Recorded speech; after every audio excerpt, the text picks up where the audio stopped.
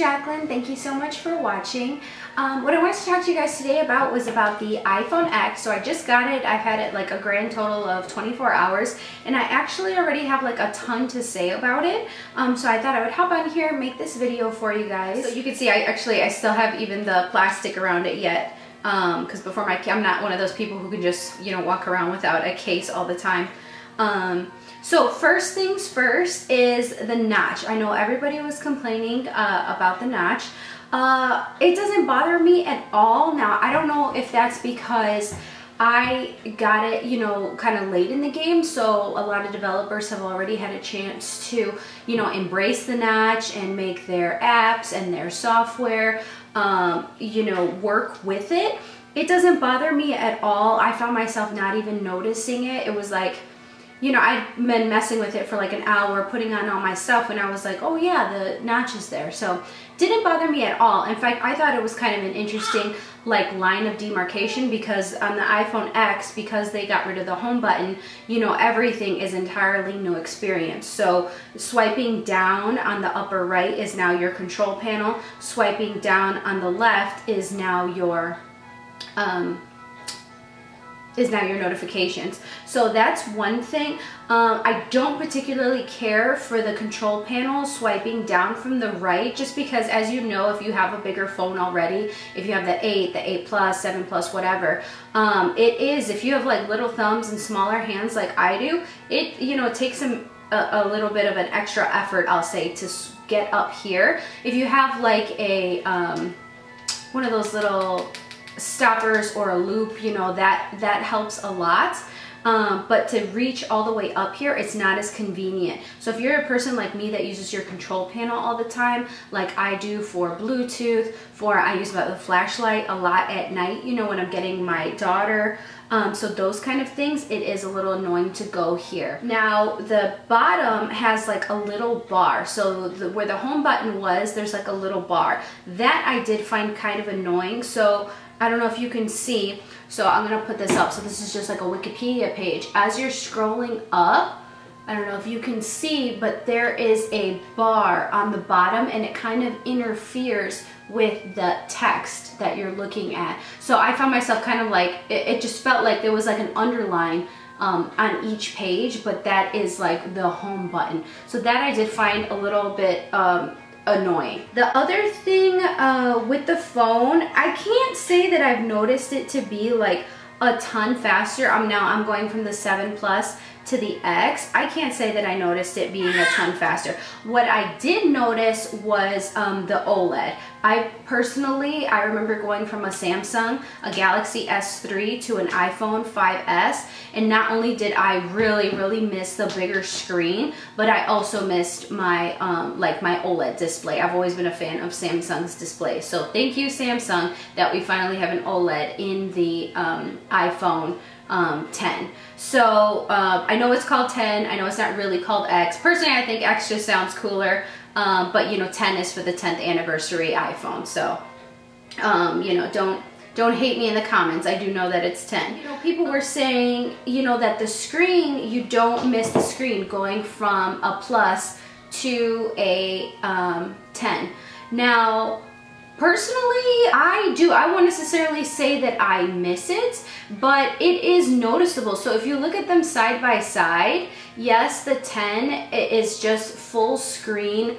You know, it's definitely taller, but the Plus is still wider. So you'll notice it when you're watching videos. If you're a person that doesn't mind watching like a YouTube video vertically, you'll notice it's definitely smaller watching you know, a video you know, with your phone standing up. I almost feel myself having to go to landscape mode because of that, because I do notice that it's smaller. It's not a ton smaller, but you'll notice your keyboard changed up a little bit, you know, to accommodate for the different size. So now, so let me pull up like a blank message. So now you'll notice, instead of this little glow being over here where it normally is on the left hand side of the screen, now it's like on the bottom bar. So there is a size difference that you will notice. Is it a ton? Is it like when I went from my Galaxy to the 5S, no, where I was like every day, like, why did I go to a smaller screen? No, but I will say you definitely will notice it because it's more narrow. Another thing that I wanted to mention with the phone is that it's definitely more comfortable to use with one hand. I do really like the smaller size. It's more comfortable for one-handed texting. Still not like with the 5, again, I'll say, you know, where it's very comfortable to do one hand. I still, if you have shorter thumbs like me, if you have longer thumbs, then this is probably going to be great for you. One-handed, no problem. I still find myself texting with both hands. 2, the phone itself was right off the bat, it definitely felt heavier to me. I even had my husband, I was like, here, can you hold this? Like, does this one feel heavier, or is it just in my head? Now, I don't know if that's just because the stainless steel if that's what's making it heavier, but right off the bat, even like right now, this one doesn't have a case on it. This one does, my S Plus does, and this one still feels like, you know, noticeably heavier. Doesn't bother me. If anything, I kind of like that because I'm one of those people that will forget my phone is in my lap and like stand up and it'll fall, and it gives me like a mini heart attack every time. So the fact that it's heavier, maybe it'll help me remember that a little bit better. So totally doesn't mind. Does fit in your pockets way easier. You know, with the S Plus, you might have noticed sometimes like you'll bend down and this will like fall out of your pocket. Not so with this one. This is definitely more you know, of an easier size, I'll say, to handle. I do really like that.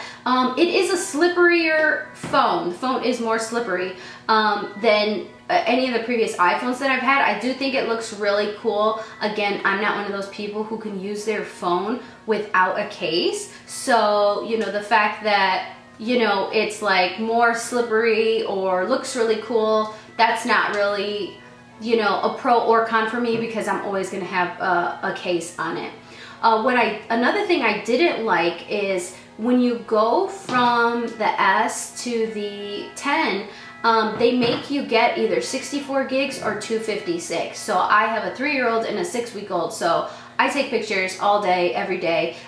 64 gig is not an option for me, not to mention, you guys probably noticed, I'm like the app queen, so I can't go to 64 gig. My Plus is a 128, so that was like the perfect amount of storage for me. I don't like that they forced you to go from either 64 to 256. I didn't care for that at all. I feel like, in general, I mean, I don't have any stats on it, but in general, I would say that the majority of people would go for 128. So why they eliminated that, I'm not really sure, but again, I don't like when they, like, you know, force you into one way or the other. Oh, so if you have the 10, let me know in the comments if you find yourself grabbing the phone upside down all the time. So regardless of if you pick the space gray or the silver, the front of your phone will be black, right? So it's gonna be black. So I find myself grabbing it all the time because you don't notice the notch when the whole screen is black. So I really feel like it would have been nice if they would have matched the silver with the silver phone and also not eliminated the colors. So they don't have rose gold anymore. They don't have gold when you go up to the 10. I don't know why they did that. I don't care for that. I really liked being able to pick my color phone. You know, even though I always have a case on it, it still like would peek through, you know, different things. So if this was like outlined in the silver, I would stop grabbing it upside down. So that would be really nice. Let me know in the comments if you find yourself doing that exact same thing. Another huge thing obviously with this phone is the Face ID. Personally, that wasn't like a huge thing for me. I did not want to get the 10 because of the Face ID. I thought it was going to be cool, but not necessarily like, oh yeah, I want that. One application I did think was cool was if I'm a person who gets my reading glasses online all the time. I go through Zenny all the time to get my glasses. So with that Face ID application, they're applying that to you know, that kind of software where you can try on the glasses literally on your face and you can get like a really good read of how they're going to look on you. So I thought that was really cool, but again, it wasn't you know, something that made me want to get the phone or a deal breaker per se. But I do find myself missing my Touch ID. I love Touch ID. I sign in all my apps, my online banking, you know, pay at McDonald's, whatever, using Touch ID. It's fast, it works.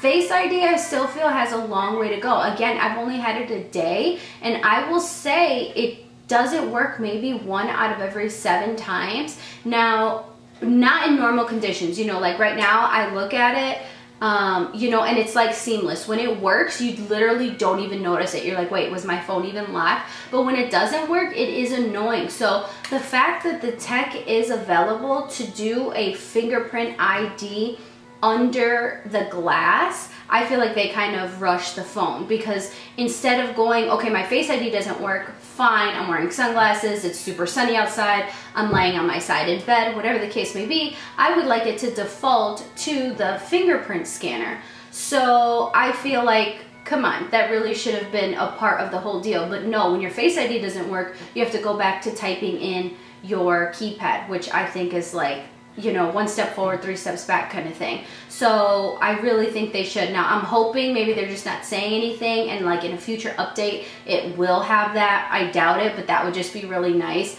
Or if they're gonna make you get the new phone. But I feel like in the future it should really have both, and that would be like the best of both worlds, great security. But again, so if your Face ID didn't work, I really think it should have the fingerprint scanner under the glass. I don't know why they didn't add that already. So all of that being said, like I said, I do love the new size of the phone. Just as fast as my 7 Plus. I don't feel like it's like that much lightning faster for having the A11 Bionic chip or whatever. I still feel like things are loading. My text messages can be like whatever. I don't see a huge speed increase. Mind you, I do have infinity of apps on my phone. I do have a ton of pictures. So, you know, I'm sure all of that slows things down, but for having 256 gigs of memory plus the A11 Bionic chip, I feel like all of those things really shouldn't even be, you know, a factor. Another thing I won't say, now I haven't taken a ton of pictures. Like I said, I've only had it a day. But I don't notice a huge difference in the camera taking pictures with my 7 Plus, taking pictures with the 10. I haven't noticed like, oh wow, the 10, you know, is so much better. So, you know, that's one thing that's kind of disappointing to me, because I know a lot of people talked about the camera in this. I know my dad has a Pixel 2, and I love the camera on that phone. That you can definitely tell, taking a picture with your 7 Plus, you know, and then going to taking the same picture with the Pixel, I mean, night and day. You know, it does look better. This one, I can't say I've noticed a huge difference in that. So for the price difference and everything, I don't know if I'm going to be keeping it, guys. I gotta be honest. Thank you so much for watching. Those are my first impressions on the iPhone 10. Definitely like and comment and subscribe. It really helps out my channel. And I have a few more tech videos planned for you guys. So if you have any questions, feel free to leave them in the comments below. But thank you so much for watching. Bye.